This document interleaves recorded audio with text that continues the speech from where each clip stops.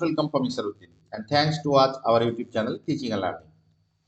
আজকে তোমাদের জন্য জিকের একটি কম্বাইন্ড ক্লাস নিয়ে এসেছি, যেখানে বিভিন্ন বিষয় থেকে প্রশ্নোত্তর সেট করা হয়েছে। এছাড়াও বিগত দিনে যে সমস্ত এক্সাম হয়েছে সেখান থেকে কিছু প্রশ্ন বাছাই করে নিয়ে আসা হয়েছে। সুতরাং তোমরা বুঝতে পারছো আজকের ক্লাসটি ভীষণ ইম্পর্টেন্ট এবং এই ক্লাস থেকে তোমরা কিছু প্রশ্ন কমন পাবে এই আশা করছি। এবং আমার চ্যানেলটিকে যারা এখন পর্যন্ত সাবস্ক্রাইব করেনি তারা অবশ্যই আমার চ্যানেলটিকে সাবস্ক্রাইব করে পাশে থাকা বেল আইকন প্রেস করে রাখো। চলো কথা না বাড়িয়ে আজকের ক্লাস আরম্ভ করি।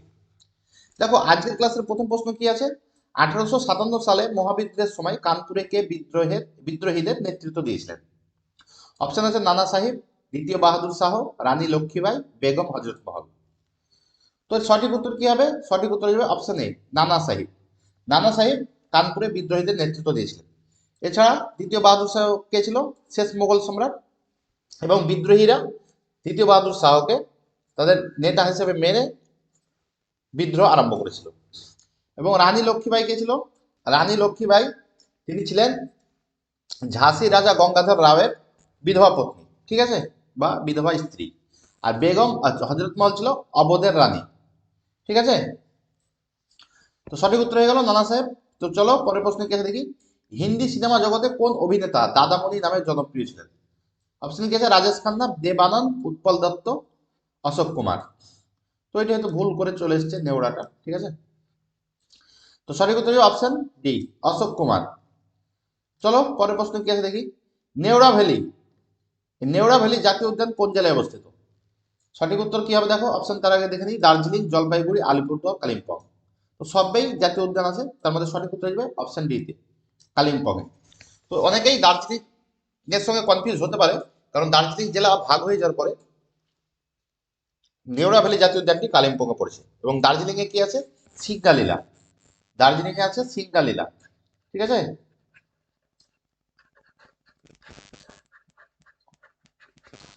জলপাইগুড়িতে একটি আছে গরুমারা, ঠিক আছে।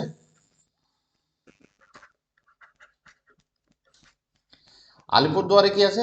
আলিপুরদুয়ারে দুটো আছে, একটা আছে বক্সা আর একটা আছে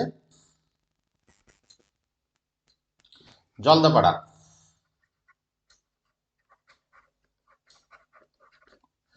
তাহলে দার্জিলিং এ আছে সিঙ্গালীলা, জলপাইগুড়িতে আছে গরুমারা, আলিপুরদুয়ার আছে বক্সা আর জলদাপাড়া, আর কালিম্পং এ আছে নেওড়া ভ্যালি। তো সঠিক উত্তর হয়ে গেল অপশন ডি, কালিম্পং।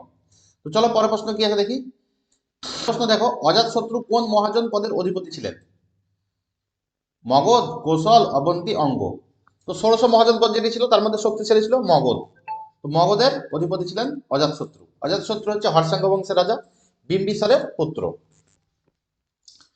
চলো পরের প্রশ্ন কি আছে দেখি। বাংলার রেনেসাঁসের জনক বলে কাকে অভিহিত করা হয়? সঠিক উত্তর হবে অপশন এ, রাজা রামমোহন রায়কে বাংলার রেনেসাঁসের জনক বলা হয়। চলো পরের প্রশ্ন কি আছে দেখি। 10 ডিগ্রি চ্যানেল নিম্নোক্ত কোন দুটির মাঝখানে দিয়ে গেছে? রামেশ্বরম ও জাফনা উপদ্বীপ, আন্দামান ও নিকোবর দ্বীপপুঞ্জ, গ্রেট নিকোবর ও সুমাত্রা দ্বীপপুঞ্জ, ভারত ও পাকিস্তান। সঠিক উত্তর হবে অপশন বি, আন্দামান ও নিকোবর দ্বীপপুঞ্জ।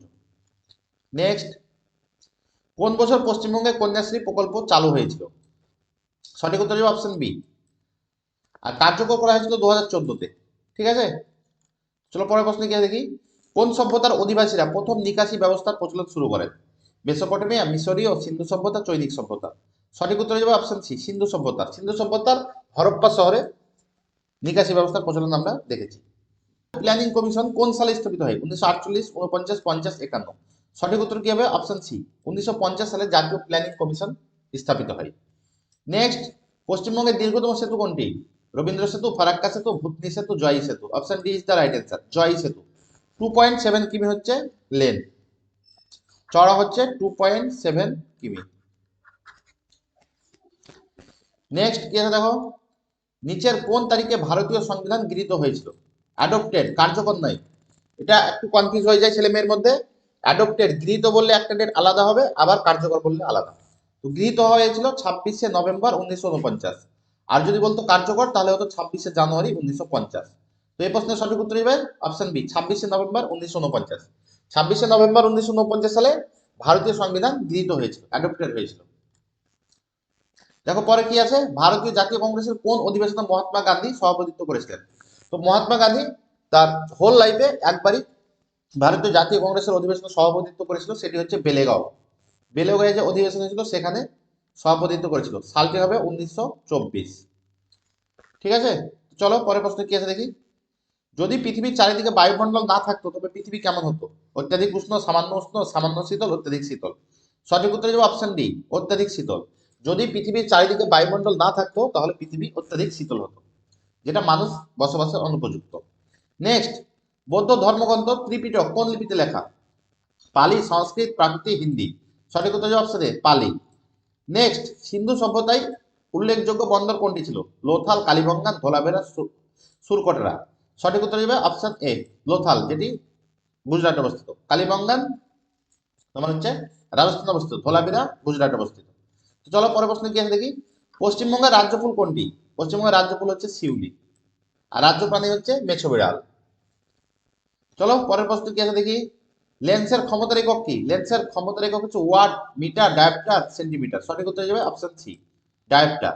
আর ওয়াট হচ্ছে পাওয়ারের একক, মিটার হচ্ছে দৈর্ঘ্যের একক, সেন্টিমিটারও দৈর্ঘ্যের একক সিজিএস পদ্ধতিতে। ঠিক আছে, চলো পরের প্রশ্ন কি আছে দেখি। আমফান নামটি কোন দেশ দিয়েছিল? পাকিস্তান, বাংলাদেশ, নেপাল, থাইল্যান্ড। সঠিক উত্তর যাবে অপশন ডি, থাইল্যান্ড। নেক্সট, কোন সালে ভারত প্রথম টি-20 বিশ্বকাপ জয়ী হয়েছিল? 2005, 9, 7, 11। সঠিক উত্তর হবে অপশন সি, 2007। আর 2011-তে 50 ওভারের যে বিশ্বকাপ হয় সেটি জিতেছিল। দুটিতেই অধিনায়ক ছিল Dhoni, Mahendra Singh Dhoni. Next, wings of fire কার আত্মজীবনী? Pranab Mukherjee, Manmohan Singh, doctor APJ Abdul Kalam, Netaji. সঠিক উত্তর হবে option C, doctor APJ Abdul Kalam. Next, নিচের কোনটি রবি শস্য নাই? এখন যেহেতু রবি শস্যর সিজন, যারা গ্রামে বসবাস করে তারা এমনিতেই পারবে, কারণ এখন মাঠে গমও দেখতে হবে, সর্ষেও দেখতে হবে, ডালও দেখতে হবে। ঠিক আছে, তাহলে পরে থাকলো তুলো, তুলোটাই হয়ে উত্তর। তার নিচের কোনটি রবি শস্য নাই? সঠিক উত্তর হচ্ছে তুলো। তো আজকের ভিডিওতে 21টি প্রশ্ন ছিল। আশা করি ভিডিওটি তোমাদের ভালো লেগেছে। ভালো লেগে থাকলে অবশ্যই ভিডিওতে একটি লাইক করে দাও এবং চ্যানেলটিকে সাবস্ক্রাইব না করে থাকলে চ্যানেলটিকে সাবস্ক্রাইব করে পাশে থাকা বেল আইকন প্রেস করে রাখো। তো এই ভিডিওর পিডিএফ পেতে চাইলে আমার টেলিগ্রাম চ্যানেলের লিঙ্কে তোমরা যুক্ত হয়ে যাও, যেটি ডেসক্রিপশন বক্সে দেওয়া আছে। এছাড়া আমার আগেকার যে ভিডিওগুলো তৈরি করেছি সে সমস্ত ভিডিওর প্লেলিস্ট তোমরা ডেসক্রিপশন বক্সে পেয়ে যাবে, সেখানে গিয়ে আগেকার ভিডিওগুলো দেখে দাও। তো ভালো থেকো, খুব শীঘ্রই আবার কথা হবে। জয় হিন্দ।